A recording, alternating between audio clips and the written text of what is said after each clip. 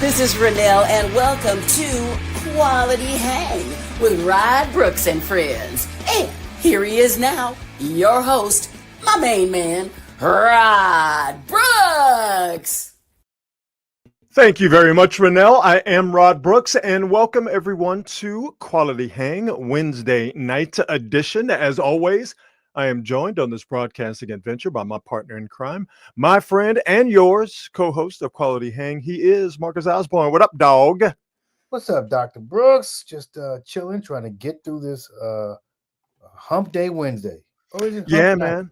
You know what? I like doing this show for a variety of reasons. I like doing this show at night, and I like doing it on Wednesday nights because I feel like once we're done, like everybody, we've crested the hill, and now we're on our way to the weekend. So I feel like that I'm kind of getting the party. We're kind of getting the party started in that Ready for regard. the weekend, that's for sure. Yeah, man. Remember in college how Thursday was the beginning of the weekend? Thursday's the Friday, baby. Man, Thursday was Friday. oh my man, gosh. that afternoon class on Thursday, I rarely attended because I was ready to get it started, man. And it's the stuff that you don't appreciate until Yeah. you don't have it.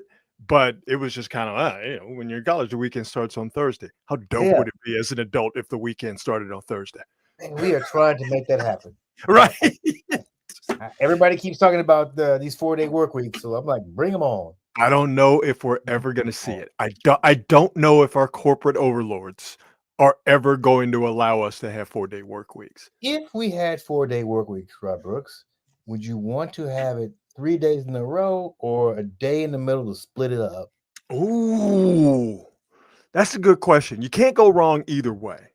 No, I might want that midweek break. I feel like maybe when I was younger, I might want the 3 in a row, but now I'm an old dude. I need a little. I need to break this shit up. I need to break it up. I need a day to compartmentalize all the shit I had to deal with on Monday and Tuesday, and then get my nerve up to try and finish out Thursday and Friday. I get it.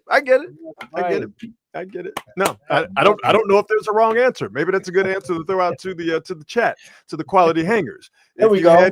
If you could get 3 days off, would you want them in a row? Would you want Friday, Saturday, Sunday, or would you want Sunday, Saturday, Sunday, Monday, or would you want what Marcus is bringing? Would you want a day off on Wednesday and then just a regular Saturday and Sunday weekend? Possibilities are endless. So yeah, hit us up in the chat. Always love it when you folks get active in the chat. Before we get this bad boy started in earnest, as always, we'd like to thank our presenting sponsor, Hop Monk Taverns. 3 locations to choose from: Sonoma, Sebastopol, and in Novato. And at all 3 locations, they all do the same absolutely wonderful things. Fantastic food from a diverse menu, a great craft beer. I mean, it's one of those craft beer selections that it can be overwhelming if you don't know what you want. And I mean that in a good way.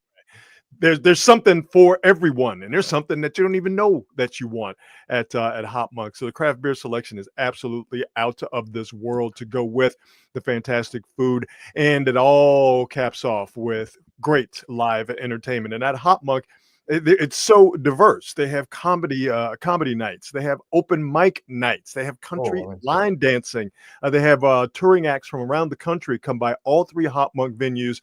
But for me, what makes Hop Monk special is that local flavor. It's a great place for local artists to see and be seen. So to see what they have coming up live music, live entertainment wise at all 3 Hop Monk venues, check them out online at hopmonk.com, and definitely follow them on all the socials. The Niners were going to, Marcus, be the tip of the spear for this Wednesday evening edition of Quality Hang, but the Giants' problems just keep mounting.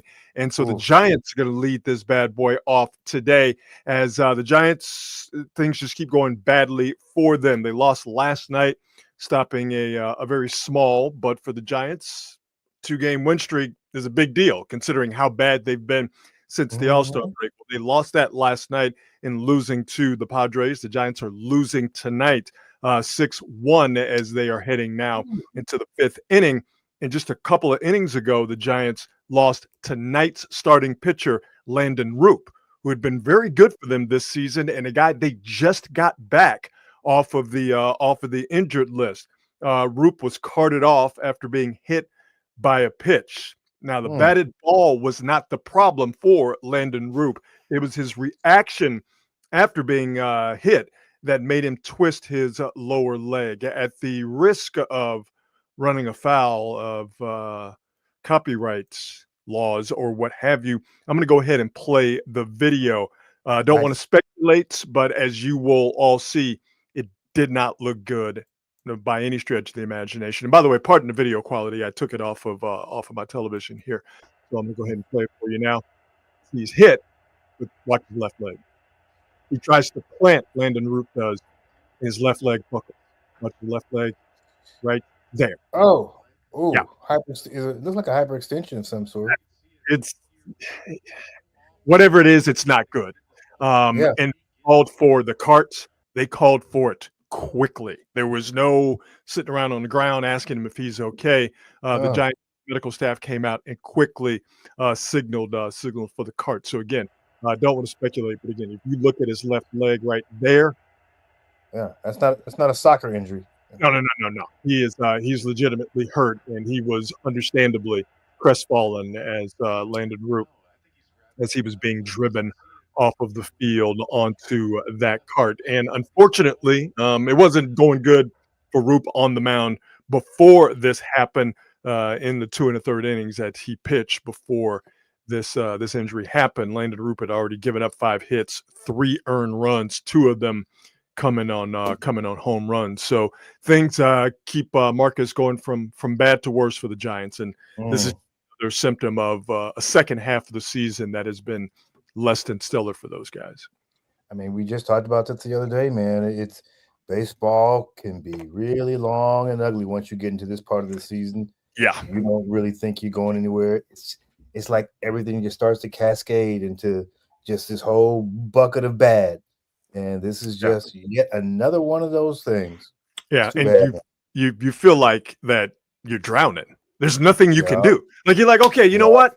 We got Landon Roop back. All right. Our starting pitching has not been as strong as it had been at the beginning of the season, as strong as you need it to be, obviously, to be competitive, to win, to try and eat into that, what is it now, 6-game deficit they have in the wild card. All right, we got Landon Roop back. That guy has been money for us all season long. And he goes out there and what can only be, called a freak accident. The ball he got hit by was stung, and that wasn't what hurt him. It looked to be a literal non-contact injury to his lower leg that kept him out. I mean, if you're the Giants, you still got to keep playing, but I said it on Monday. They're not going to the playoffs, and I know I went out on a big limb to say that. It's a wrap at this point. It's been a wrap. When it rains, it pours. When it rains, it pours. This is what happens to mediocre or bad teams. Yeah. It's rare. It's rare that really good teams or great teams go through, this type of stuff. And isn't it funny with these sorts of teams? It is always just like weird, random stuff that comes out of nowhere that conspires to like really ruin everything for you. But baseball, and I think it has a lot to do with the fact that there are just so many games and there's so many instances for weirdness to happen. Baseball is the one sport where you just get the weird. You just get the weird shit. One of my favorite things in the world are weird baseball injuries. And these injuries happen because these guys have so much time over the course of a season, so much downtime over the course of the season to get themselves injured in a weird way. But just the game itself and the amount of games and the amount of time it takes to play 162 games plus 6 weeks of spring training, you just get some of the most random ass stuff to happen, like a guy getting drilled by a batted ball, but that's not what knocks him out of the game. It's a non-contact injury as he's trying to feel the ball that was hit off of him, which is what happened to Roop tonight. So again, don't want to speculate, but it ain't good. Yeah, it's so weird. Goodness gracious, man. It ain't good. Let's move on to the Niners. We told you on Monday's show that the Niners are looking for help at receiver via the trade market because injuries have absolutely just thinned that position out. I was looking here a little while ago. The only top line receiver they have, guy that's going to definitely play, is Ricky Pearsall, the guy who was shot last year. Right. I don't know if that's ironic, but he's the only healthy guy in this Niner wide receiver group. Jordan Watkins, he's hurt. Juwan Jennings is dealing with a calf issue and also a contract issue. Are those two related? You decide. We'll know if he miraculously recovers after right. Yeah. Jacob Cowing injured his hamstring today, and so he missed practice. Jacob Cowing stays hurt, and Brandon Ayuk is still weeks away, but we'll get to him in just a second. So the Niners wide receiver spot is thin, paper thin at this point, and that spot at wide receiver and the problems have become even more acute because Demarcus Robinson, who has had a good camp for the Niners and a good preseason, he has been suspended for the first 3 games of the season. Kyle Shanahan said this today. This is not surprising. The Niners knew that this was going to happen. Now, the NFL has not confirmed it, but again, Kyle Shanahan said it. So this is the real deal. Now, this stems from, if you don't know, from a DUI arrest of Demarcus Robinson last year. He will appeal, but the odds are that the suspension will stand. It's not like Major League Baseball, Marcus, where a guy will appeal. He tried to say in English, and push the suspension. Kick the can down the road, and then he comes in New York and then get it shortened. They don't play that shit in the NFL. I tell you, man, that NFL, they don't play. Boy. They absolutely not. And quite frankly, because it was a DUI, because he was, driving triple digits on the freeway in November, he's lucky it's just a 3-game suspension. Yeah, dude. So isn't it crazy that cats still, and I know he's young, but from my standpoint, there are so many opportunities to avoid that kind of thing because just purely based on the era that you're growing up in. Especially you nowadays. can take Lyft, Uber, any of this stuff. You don't have or you know what? Just go old school and pay one of your homeboys to be the designated driver. I just don't get it. I don't get it, man. Paid a homeboy Pookie a nice salary. Keep him on retainer. Seriously. And anytime you go out and you wilding in these streets, have Pookie drive you around. There's no reason to drive drunk these days. None. Not a single one. And yet, it's got to be the part of being immature and in your 20s with a lot of money and feeling invincible. Yeah. And again, we've all been there. So, there is there's judgment here, but well, you just don't want anybody to get hurt. No. That's really what it boils down to. Not at all.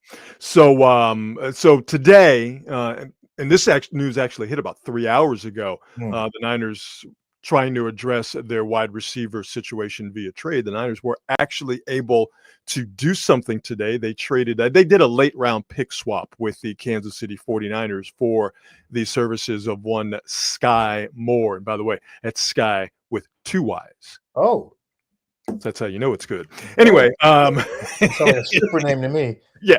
So Skyy Moore injured last year, and this is very important. He's young and he's cheap, and he was available from the Chiefs. Now, you may remember, and again, we talked about this on Monday, the Niners tried to get John Mechie from the Texans, but the Eagles came in and sealed the deal, got him from the Houston Texans. So again, Moore's young and cheap. He's on the 5th year of his rookie deal. Doesn't cost you anything, and it was just a late round pick swap, 6th and 7th round pick swap for next year. So a lot of people, Marcus, are wondering, with the Niners being absolutely decimated at wide receiver, why are they not going out and being aggressive and getting a proven veteran receiver like Amari Cooper, or why didn't they get Keenan Allen? He eventually went back to the Chargers. Why are the Niners not being aggressive and getting Terry McLaurin out of Washington? He wants a new deal. Why are the Niners not getting Gabe Davis? Well, it's because they have somebody that's better, and that somebody is Brandon Ayuk. They got Brandon Ayuk. Is he better than Amari Cooper? Yes. What? I don't Yes. know. I don't know. Dog. I don't know. I don't know. He's I'm being completely honest. I don't know. I don't think he's that much better than Amari Cooper. I just don't. What? I don't. The guy doesn't get targeted in what a couple of years ago. I think he only had like 130 something targets, and he had 1,300 yards. Bruh, come on. I mean, listen. I mean, the numbers are nice. I'm just when I see Brandon Ayuk play, like I mean, I'm not saying he's a bad by any stretch of the imagination. I know you're not. I don't think either one of these guys are bad players. I think both of them legit. I just don't feel like there's that much of a gap between the two of them. He is a superior wide receiver at this point in both of their guys' career to Amari Cooper. This is actually footage from Brandon Ayuk. This is before the game against the Raiders, a preseason game. Brandon Ayuk, his knee got absolutely shredded last year, but he is clearly ahead of schedule and chomping at the bit to get out there. Full speed. Or as close to full speed as you can, considering that he's not going to be available to the Niners and come off the IR until week 6 of this season. Could he come back earlier? Yes, but the schedule doesn't necessarily line up that way for the Niners to bring him back. So they are being cautious, understandably so, and going to wait until week 6. Week 5 is a Thursday night game, so it wouldn't necessarily work. So week 6 is the normal target date. But Brandon Ayuk is better than those guys that I mentioned, including Amari Cooper. And on top of that, he's already going to make $30 million this year. So for the Niners, it doesn't make any sense for them, as great as it would be for them to get a guy like Terry McLaurin. It doesn't make any sense to get Terry McLaurin, and they don't have the cap space to pay him. But even if they did, you're not going to have 2 high-priced wide receivers on your team. That's something dumb that Jerry Jones would do. So while this situation for the Niners is not optimal at wide receiver, and maybe they're not done, they need the bodies right now. And with them already having a top line receiver in Brandon Ayuk, they're not going to get someone, again, like Terry McLaurin and spend a whole lot of money on him and have 2 wide receivers eating up a lot of cap space that they don't have anyway. I mean, it really does depend on how Brandon Ayuk comes back and if he plays better than he played last year before he was injured. Yeah. Well, last year, again, coming off of that contract, that hold in and all of that stuff, he started slowly. But you could see him, the game before he got hurt, you could see him starting to come along. So just like when Christian McCaffrey got hurt late in the season in that Buffalo game by that shoestring tackle, it was a bummer to see Ayuk get hurt when he did, because he was rounding into the form that made him one of the best receivers in football, and I think earned him that big contract that he was pining for. So, again, with these videos that I'm showing here, that is not an immediate tell that, oh man, he's going to go right back to what he was, and it's going to be quick, it's going to be immediate, there's going to be no transition. I don't think these videos tell you that, but what it tells you is, not that long ago, this guy was writhing around on the field because his knee had been shredded. You could clearly see that he is rounding into form. And if the Niners can tie a knot in the bottom of the rope and hang on as far as their wide receiver situation is concerned, when they get Robinson back after week 3, if Juwan Jennings' calf magically heals here within the next few days, and you get Brandon Ayuk, and you get some of these young guys to come along, like Jordan Watkins, who was having a really good camp, I think their wide receiver position, it eventually is going to stabilize here, but it's going to take a few weeks. So for the Niners, just kind of looking at their situation with the beginning of the season, first game against Seattle, in Seattle coming up, what do you do? Well, that's why you got George Kittle. That's why you got Christian McCaffrey. Like those 2 guys, and that's a pretty good luxury to have when your wide receiver position is in a state of flux because of injury and what have you. What can you lean on? 2 guys who are still pretty damn good at their jobs. Yeah, there you go. The 49ers are an interesting team. Actually, in my perspective, one of the more interesting teams, because The only thing that I see holding them back, well, the same thing as most other teams, injuries.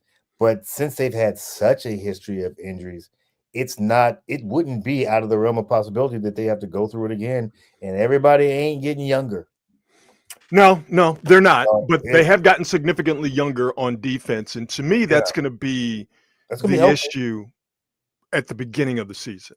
Is and I think at the beginning of the season, you can rely on McCaffrey and Kittle, and you can use them a little bit harder.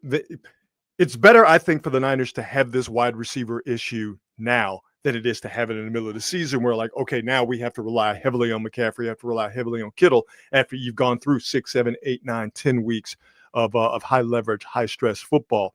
So if you're in a position where you have to lean on those guys and you have to do it at the beginning of the season, again, it's not optimal, but I think comparatively speaking, to have to do it in this hypothetical situation at the near the end of the year or in the middle of the year, I would rather have this problem right now. But I think for the Niners, an ongoing issue, until proven otherwise, an ongoing issue with them is going to be all of the youth that they have on defense. You got Bosa and you got Warner. That's great, but they're going to be counting on Michael Williams, and they're going to be counting on Upton Stout and Alfred Collins and C.J. West and Marquise Siegel and, Renardo Green. He's not a rookie, but, he's a young player. And D. Winters, not a rookie, but he's a young player. Having Robert Saleh in there, I think, is going to help that transition with these young guys in key positions on the defense. But again, until proven otherwise, I just think integrating all these young guys into this defense and having them pick it up quickly and having this thing flow quickly, for me, just as an observer, that's the one thing I'm looking at to see how quickly that becomes not an issue for the Niners. Amen. Yeah. It's going to be a very interesting team. I don't have, oddly enough, I don't have a real sort of clear perspective or even guess as to how the team is going to do this year, which I rarely ever have. But this year, I just don't know. I could tell you that they're going to be better than they were last year, just because they're not going to have the injuries. And how do you know that? I'm guessing the number of injuries they had to the guys they had. Yeah. I'm just going to play the odds here, right?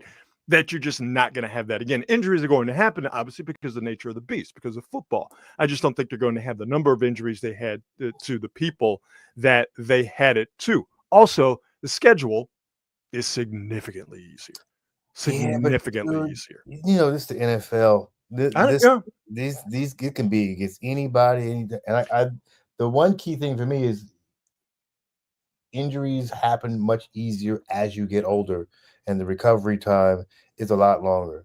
So, like I would like to be as optimistic and as positive as you are, but I can't say it with any real certitude. So they were 6-11 last year. Mm-hmm.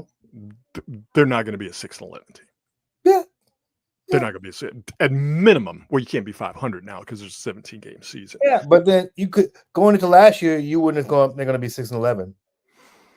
Right? No, I wouldn't have thought that. But coming off of the 2 years of football that they played, it didn't surprise me that they had the injuries that they had to the people they had them to, just because of the high stress football that they've played over the last couple of years. And with them being an older team, to your point, that you're older, you're more susceptible to injury, and it's harder for you to come back from those injuries. I just think the cumulative effect of all the high stress football that they played and the stress of, guys wanting contracts and all of that kind of stuff, and the way that they lost the Super Bowl to the Chiefs, I think all of that just came together and conspired against them. Not having all of that stress, and also not going to the playoffs and having a longer offseason, even if it was by just a month or 5 weeks, just the people that I've talked to, has been very beneficial to the Niners as a whole, particularly their older players that clearly they're going to be counting on. I actually think that our boy Brock Purdy is going to have a bounce back year. Oh, and I think that will improve things. Even with injuries, I just get the feeling that he's feeling much more command of the offense. And his third year as a full-time year. Third, Third. yes, third, yeah. Yeah, Yeah. I feel like this is going to be a big year, big transitional year because he will Well, have command. of all the problems that the respect. Niners had last year, Brock Purdy he wasn't on that list of problems. And if you do want to put him on that list, he is on page 9 Yeah, of that list. it's weird how people were kind of down on him last year. I'm like, man, what do you expect? Like, Well, look at the team he exactly, had. exactly, What are we exactly. talking about? I mean, listen, it wasn't his fault that they couldn't run the ball when they needed Yeah, to. Wasn't I his mean, fault that they couldn't stop the run when they yeah. needed to. I mean, I kind of the fact that he had a year as decent as Yeah. that was actually the biggest shock to me. And listen, he's going to be, and they're going to be, the Niners a lot better in the red zone with McCaffrey around. And Brock Purdy's job is going to be a whole hell of a lot easier with Christian McCaffrey around. And I'm going to assume it's going to be for all 17 games, all 17 regular season games. When you're in trouble, what's the best thing to do? Find Christian McCaffrey in the flat, find him as the hot, get the ball to him, and let him do some work. So no, I'm right there with you that Purdy is clearly going to have a bounce back year. Real quick, Giants update 6-1. The Giants are down to the Padres. They are now heading to the top of the 6. And if you are just joining us, tonight's starter, Landon Roop, left the game after 2 1/3 after being hit by a batted ball, but that wasn't the issue. It was Landon Roop trying to plant his left leg to field the ball that was hit off of him. Non-contact injury, left leg buckled. They immediately called for the cart. Landon Roop was taken off. Again, don't want to speculate, but don't look good. Don't look good at all. Segment that's sweeping the nation, bruh, really, where we look at something that makes you ask the question, as Shannon Sharp did while he was walking through the airport with his tiny dog strapped to his chest. Bruh, really? Dog, we have people gambling on Little League Baseball. Come on, man. I'm not making this up. This is an actual story from the Associated Press.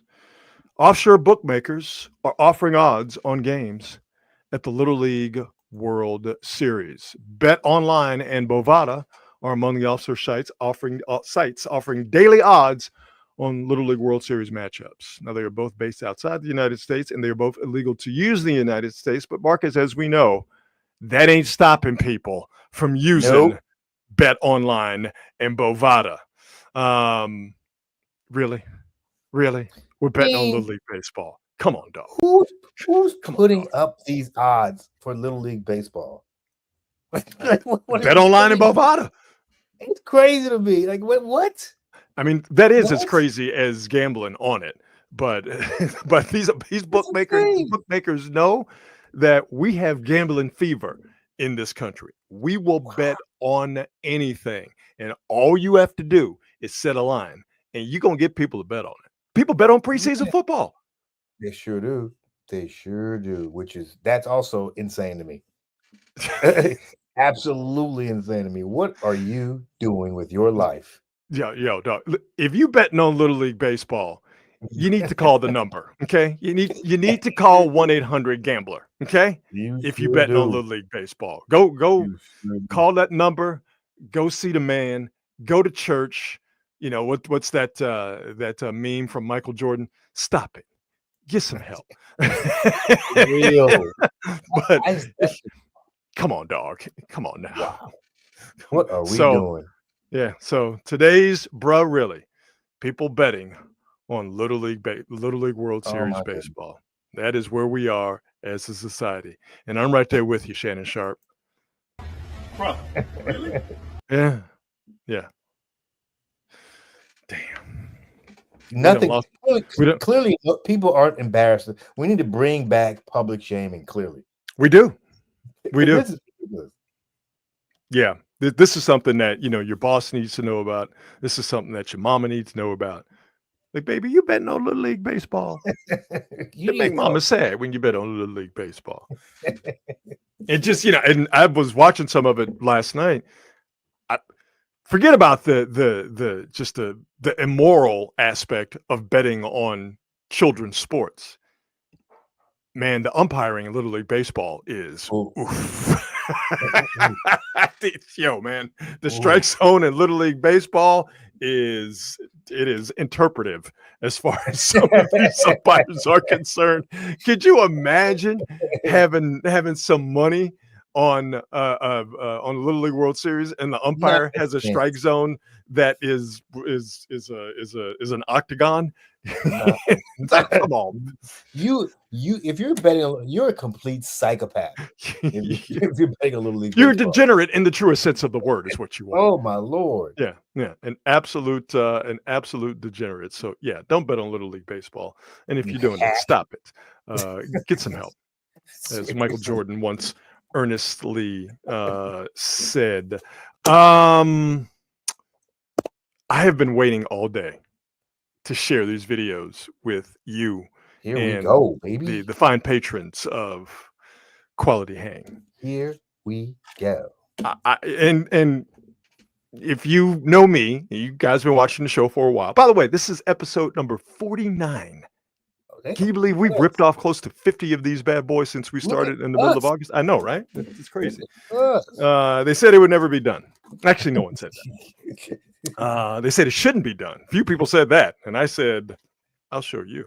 Anywho, but if you know me and you've been watching the vast majority of the Quality Hang episodes, you know that when I see something and it hits me on a molecular level, I overdo it. And today I've been overdoing it with these videos I'm about to show you. Have you heard of 37U football? No. Okay. It's basically adults playing football. Adult men playing football. Okay? Tackle? A dog. Tackle. Tackle. Brother, wait till you see these videos I've been watching. So there are football leagues around the country that are populated by old dudes playing football. People are calling it the Unk Bowl. People are calling it hospital ball. And there have been videos flying all around social media today. And you remember in, what was the movie, A Clockwork Orange? Yes. Where when they were, they had old boy's eyes wide open and he was watching the videos. Yeah. Like that's been my eyes today, just wide open, just mainlining these videos. Dog, wait until you see these unks playing football. And there's a guy, and I think he's on your TikTok, that has been narrating some of these videos, and I'm just gonna let them play. They're about a minute long, and they're so good. And Marcus, it will answer your question as to whether this is tackle football. Here we go. You again. They done took bro up top. Look, lift him. He got back up mad as fuck. He like, Jamal, you know I gotta fucking work in the morning. How the hell would you slam me like that? I snatched your dreads out. I'd be dead wrong. I'm trying to tell y'all, bro, every single time a kickoff happened on 37U, something diabolical happened. Look, flipped him. Flipped his ass right up real quick. Oh, yeah, buns in the air. Look at this lead block from hell. Boom! God! He's never playing again. Number 31 at quarterback, you should have, boom! You should have known. He was going to set you up for failure, my boy. I gotta work! Yep, I had to run that one back. You like, fuck, I gotta work. They don't even care. Look, lift him. They don't even care about helmet to helmet, nothing. Who the hell is he? I thought they was in practice jerseys and good pants or some shit. And then I look, oh my God. I look closely, bro. Them is the worst uniforms ever. Why would y'all have them dark numbers and shit like that? Guys, don't ever run that back. Ever in y'all 37U ass. Look at this little porker. He tried to avoid this shit. Oh my God. Still got 37U'd up. Lift him, big man. Oh. Hey, bro, why do y'all always got different color helmets on 37U? Look at him. He number 69. You know what he into. He got a red helmet. He got a white helmet. He got on the Redskin, the Commander's helmet. Then he. So I have so many questions. And I have so many more videos. These are grown dudes. Like, what's the age limit here? It's 37U. As long as you are in your 37 or under, you can play. Oh, 37 under. Okay. But I mean, okay. Dog.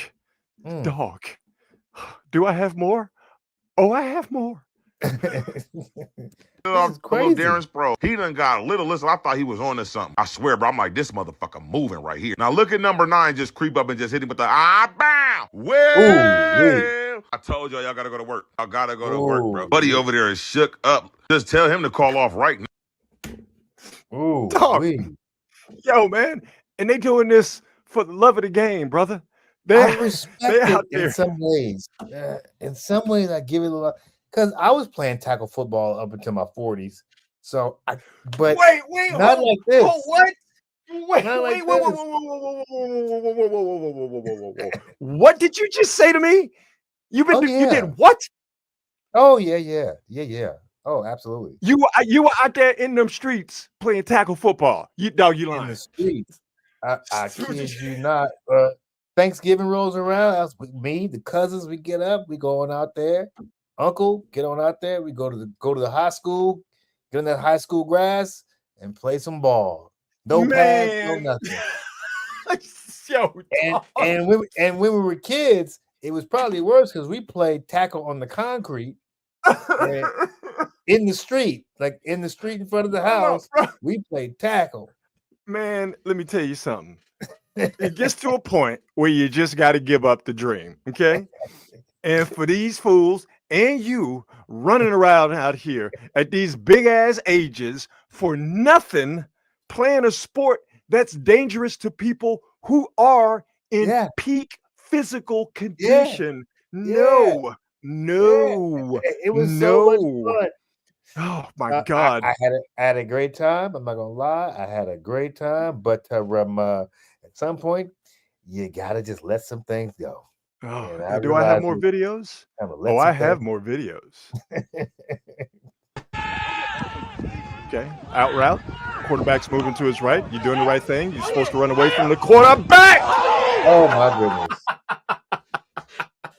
goodness. Dog, these are grown men with children out here playing tackle football with other lost souls. Oh my God. For absolute free. Football is dangerous even when you are a 25-year-old in the best shape that any human being could be. To be a middle-aged man running out there playing football, dog.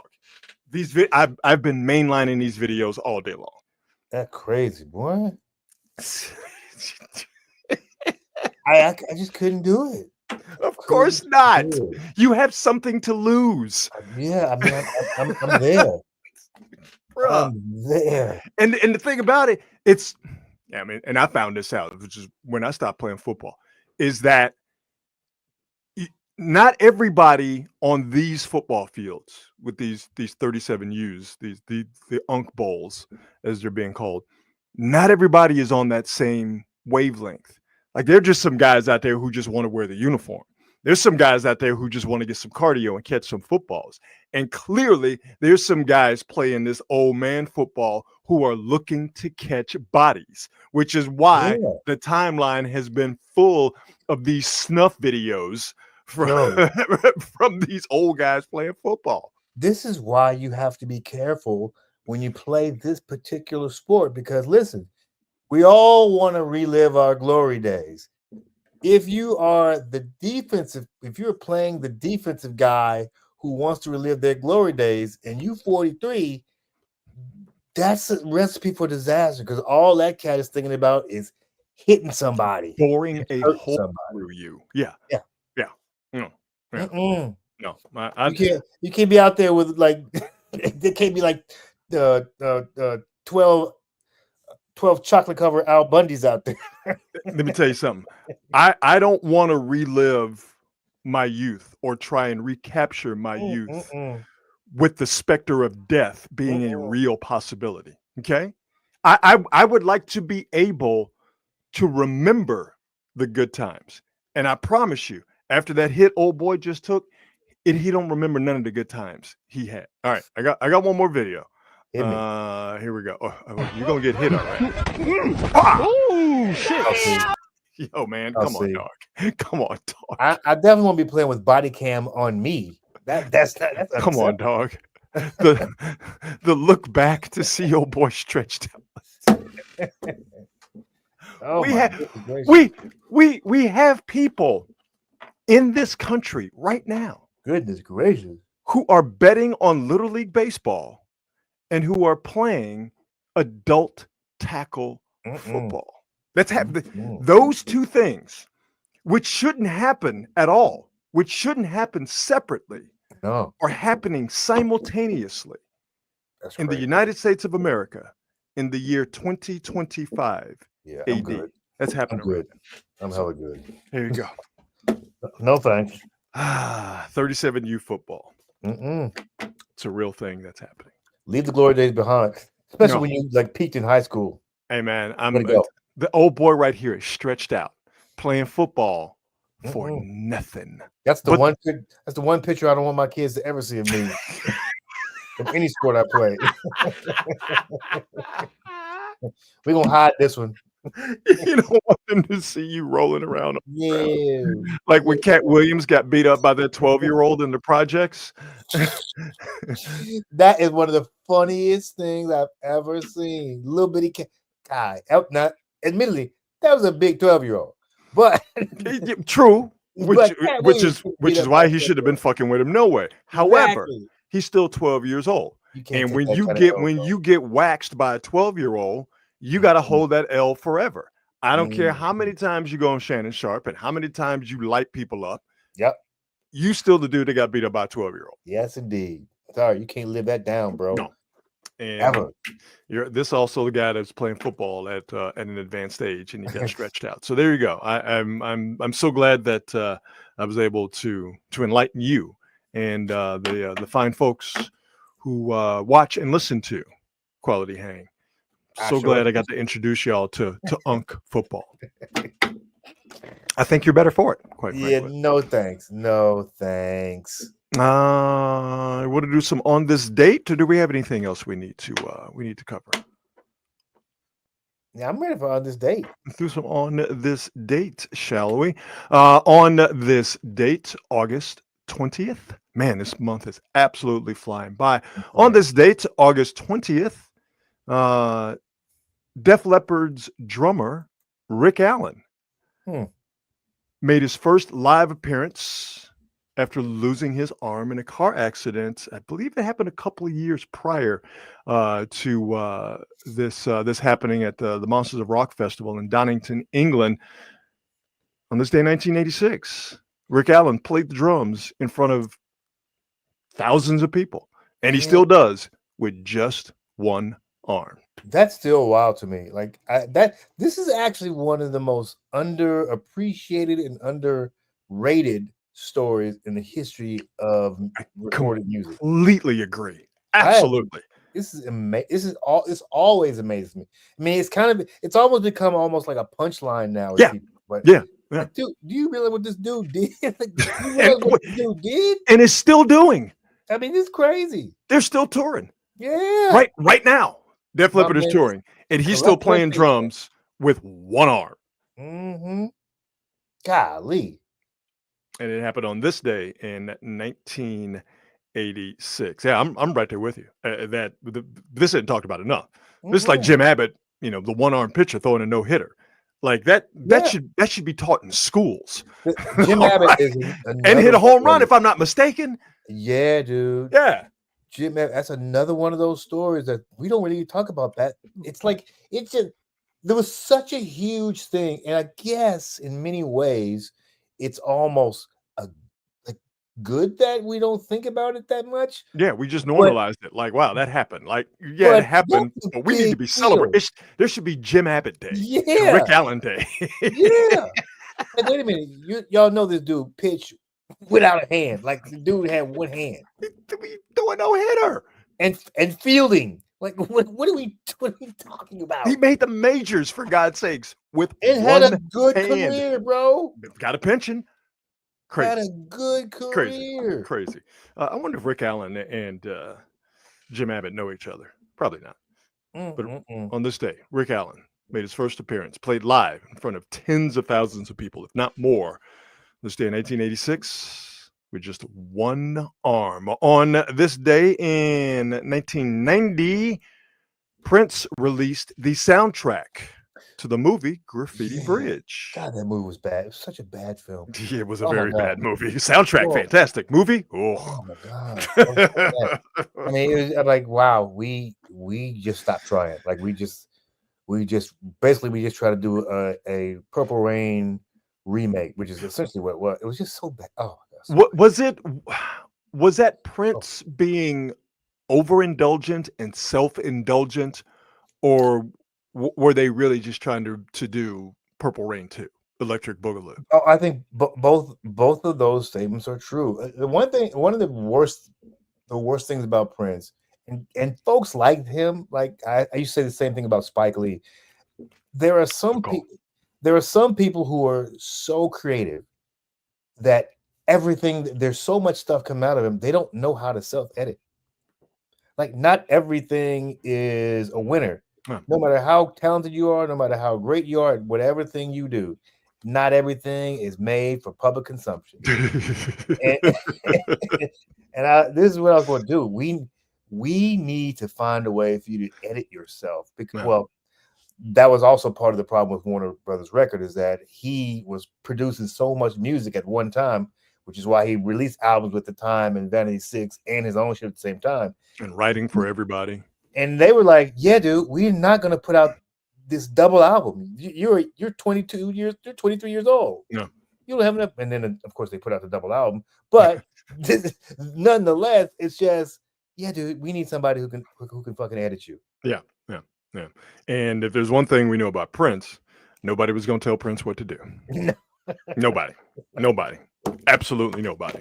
No, for better or worse. Yeah. But the soundtrack, though, the movie, not good. Soundtrack was not bad. It actually had a lot of good. That was actually a unique soundtrack in that it had so many other artists on it. Good call.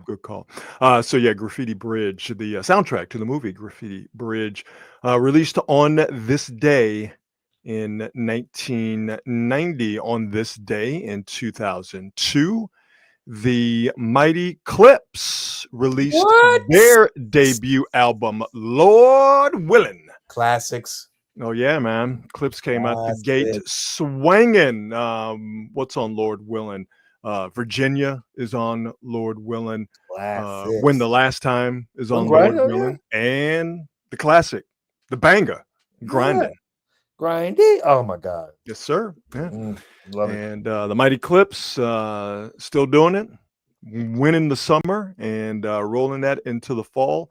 I hope they really go. I hope they go on tour. I know they did a couple of shows in New York, and they were very, very well received. A few shows on the East Coast, more than New York, if I'm remembering correctly. I really hope they put together a tour, because I will run, not walk, run. I would definitely go to see those guys. Absolutely. I heard a story about Pharrell and the Clips last week, actually, and it had to do with Justin Timberlake. There was some kind of falling out. There was a falling out between Pharrell and Justin Timberlake, because I can't recall what the story was, but somehow the record company decided they didn't want to do something with Clips.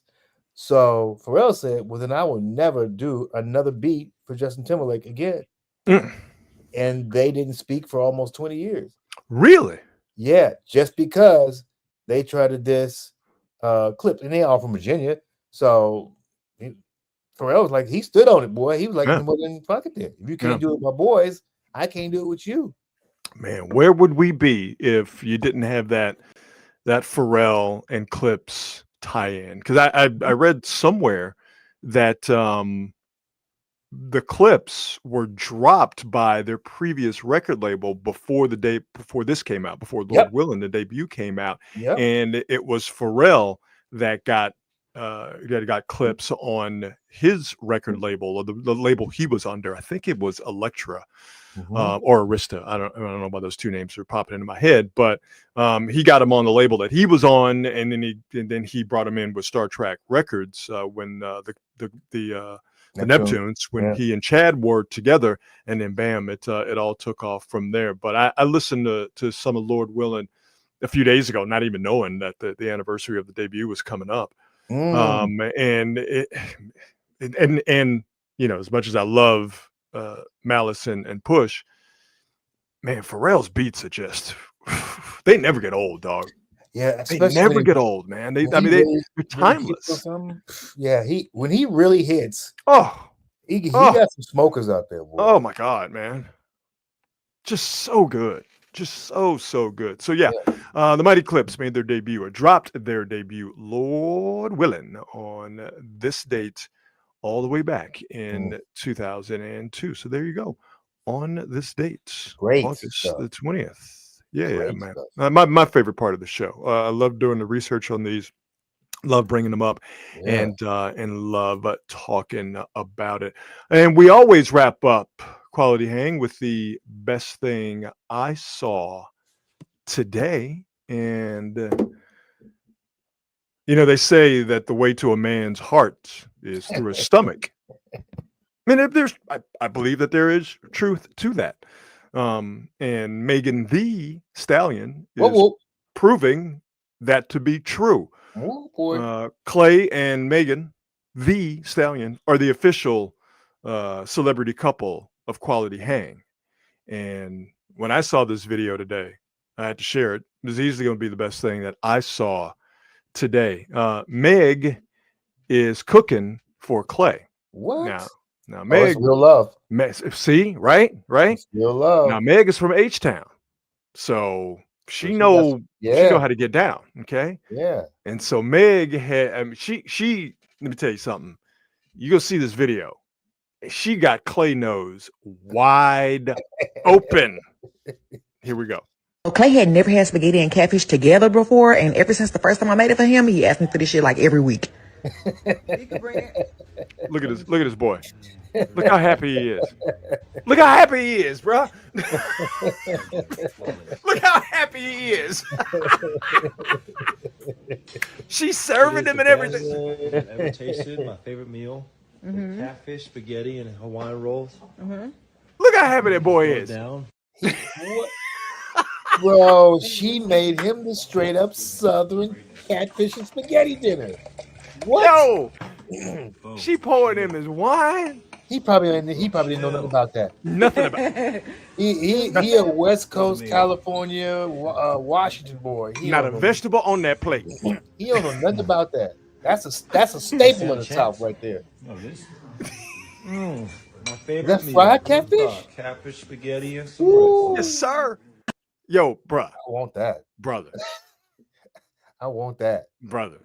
He marrying that girl. I promise you. He marrying Right, that I feel it. I mean, I feel like it, bro. First off, that plate right there, that's ain't nothing but love in that plate. Nothing but love. but I'm gonna see if I can go. I find it.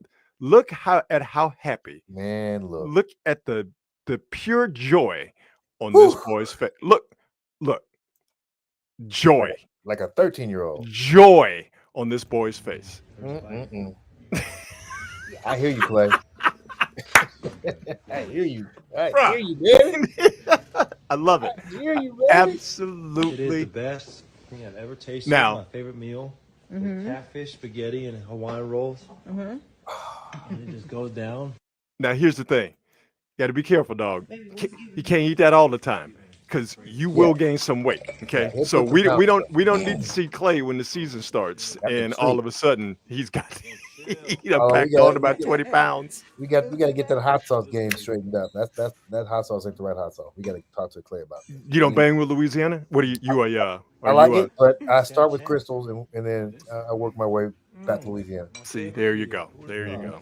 There you go. You know Crystal what's funny, though? Crystal is the hot sauce. There you go. What's funny is that, especially if he end up marrying this lady, because she gonna be cooking. Ain't gonna be no ending up. He's 100% marrying her. Okay. All I'm right. here for it too. All right. I know that look. Okay. Yes, sir. I know that look of complete and total bliss. He all is right. smitten. He is sprung, is the word. Okay. Trust me.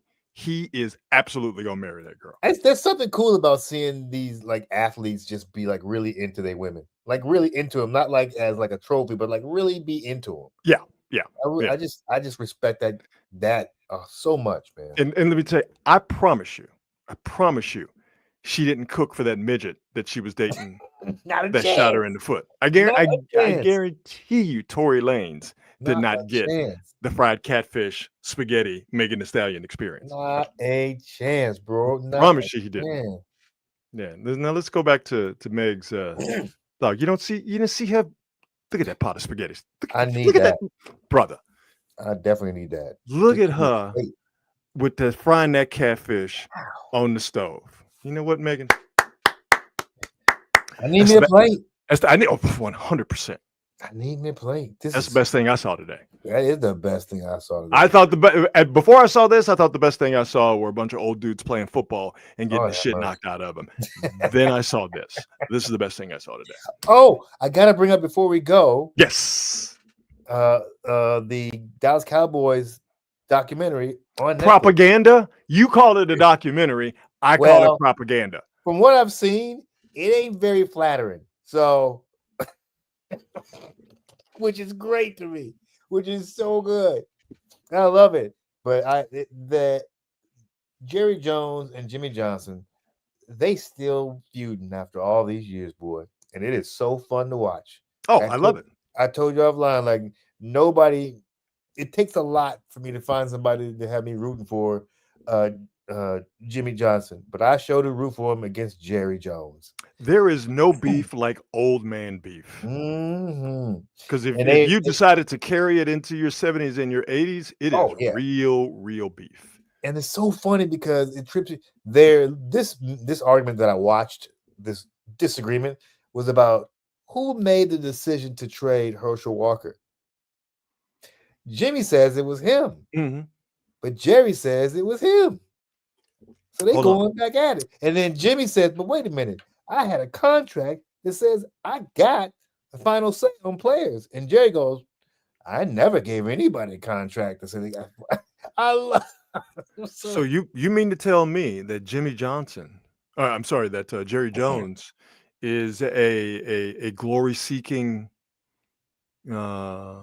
credit-stealing jackass? Jera is. I don't believe you. I don't believe it. Don't believe that. Don't believe that. I will once again say this prayer publicly to the Almighty. Please keep Jerry Jones close to your bosom and keep him alive until the sun burns out, until you decide, God, that we are no longer fit for your earth as human beings. Please keep Jerry Jones alive for as long as you possibly can. Because as long as he's alive, Dallas Cowboys ain't winning shit. Yeah, it's 100% true. They are not winning a damn thing. Please keep him alive. Please. They'll throw money away. So you're going to have to watch this documentary. Oh, yeah. I ain't watching it. I'm gonna definitely sit down and watch it. I ain't watching it. It ain't getting my eyeballs. It ain't getting my attention. Nobody likes a train wreck like me. You can miss. I said on Twitter, the only reason to really watch it is to see how many facelifts Jerry Jones has had over these last 30, 35 years. I am in love with the bitterness. It makes me feel good. Bitterness that ruined a legit dynasty, and hubris that has kept the Cowboys from ever reaching those heights again, and a myriad of hilarious attempts to regain relevance by winning and not doing that. Like somebody reminded me today, and I should just have this playing on a loop. I should have all of these Cowboys failures in the postseason playing on a loop somewhere in my house, like Tony Romo fumbling that extra point in Seattle. Man. Or Aaron Rodgers slicing up the Cowboys, and Des Bryant catching it, but it not being called a touchdown. I'd forgotten about the last play of Cowboy Niner postseason game at Levi's, where they had Ezekiel Elliott lined up at center and nobody else around him. And was it Fred Warner that was lined up over him? I forgot who it was. I think it was Fred Warner. Just Elliott snaps the ball, dude, and they just blow him up like in those 37U football videos we were just watching a little while ago. Just thinking about it now just makes me so unbelievably happy at how comically dumb that was to do. Yet they did that in a playoff game. And by the way, this is not a team that has lacked talent. No, plenty of talent. They've had some very, very good talent. Plenty of talent. Man, a lot of talent, but no common sense. Love it. Absolutely love it. So yeah, you can watch that propaganda, even if it does paint Jerry Jones and the Cowboys in a bad light. I ain't watching it. It is not going to get my attention. I think that's it. That's all for this Wednesday edition of Quality Hang. Before we get out of here, though, one more reminder and also one more thank you to our presenting sponsor, the fine folks at Hop Monk Taverns. 3 locations to choose from: Sonoma, Sebastopol, and Novato. Go check them out if you're hungry. Go check them out if you're thirsty. And definitely go check them out if you are in need of some live entertainment. See what they have coming up live music-wise and live entertainment-wise at all 3 Hop Monk venues by checking them out online at hopmonk.com. And to all the folks in the chat, we see you, we appreciate you, and we always thank you for being a part of the show. We will be back at it again on Friday to wrap up the week. And maybe we'll have some sort of a celebration for the 50th episode of Quality Hang. Can't believe we have cranked out 50 of these bad boys coming up on Friday. So, Marcus, have yourself a fantastic evening. I'm gonna go downstairs and eat some ice cream. I'm gonna go try to find me some spaghetti and fried catfish, or find you a woman to make you some spaghetti and some fried catfish. Yes, sir. That's what I'm gonna do. All right, everybody. We'll see you on Friday. Be good and be good at it. Take care.